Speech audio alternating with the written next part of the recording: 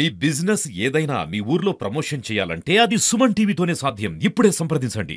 శ్రీ గణేశాయ నమః, శ్రీ మహాలక్ష్మి నమః. ఈ శ్రావణ మాసంలో వరలక్ష్మి వ్రతం అనేది ప్రతి వర్ణంలో ఉన్న స్త్రీలందరికీ సౌభాగ్యాన్ని సంపదలను ఇచ్చేటువంటి మహత్తరమైన వ్రతము వరలక్ష్మి వ్రతం. ఈ వ్రతాన్ని ఏ విధంగా చేసుకోవాలి, ఏ సమయంలో చేసుకోవాలి అనే సందేహం అందరికీ ఉంది.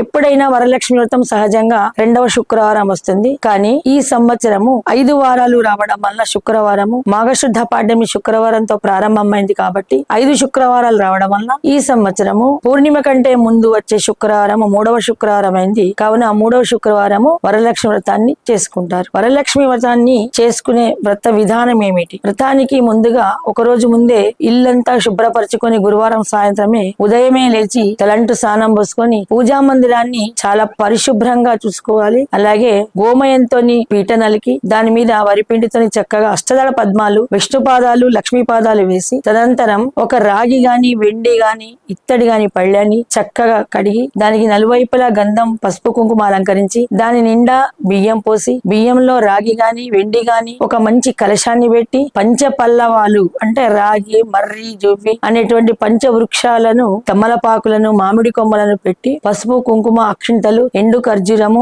ఒక రూపాయి నాణాన్ని వేసి అమ్మవారిని ఆహ్వానిస్తుండగా దాంట్లో పువ్వు, గంధము, సుగంధ ద్రవ్యాలన్నీ వేసి దాని మీద ఒక కొబ్బరికాయను, ఈ మధ్య రూపులు పెట్టుకుంటున్నారు, అమ్మవారికి చీరలు, నగలు కూడా చక్కగా అలంకరిస్తున్నారు. శక్తి కొలది మన అమ్మవారిని చక్కగా అలంకరించుకొని భక్తి శ్రద్ధలతో పూజించాలి. ఈ పూజకు ప్రత్యేకంగా ఆవు నేతిని దీపాల కోసమే వాడుతూ ఉండాలి. కొబ్బరికాయకి పసుపు రాచి అమ్మవారికి బొట్టు, గాజులు, పసుపు, కుంకుమలు, నానిన శనగలు ఇవన్నీ కూడా తయారు పెట్టుకొని చక్కగా వ్రతం చేసుకునే వాళ్ళు చక్కగా తయారయ్యి సౌమంగళ్యప్రదంగా ఉండి ఇంట్లో ఏ గొడవలు లేకుండా వీలైతే సన్నని బాజా భజంత్రీలు ఏర్పరచుకొని పరిమళ పుష్పాలన్నీ కూడా అమర్చుకొని 9 రకాల పోగుల దారాన్ని 9 ముళ్ళు వేసుకుంటూ 9 రంగుల పువ్వులతోని ఒక్కొక్క ముడికి ఒక పువ్వుగా దండగా కట్టుకొని ఒకరి అమ్మవారి కలశానికి కట్టాలి. ఒక పసుపు కొమ్మును కూడా మంగళసూత్రంగా కలశ మెడ భాగానికి కట్టాలి. 9 పోగులటువంటి కంకణాన్ని తయారు చేసుకొని బ్రాహ్మణుతో కానీ లేక వాళ్ళైనా వ్రతం చదువుకుంటూ వ్రత కథ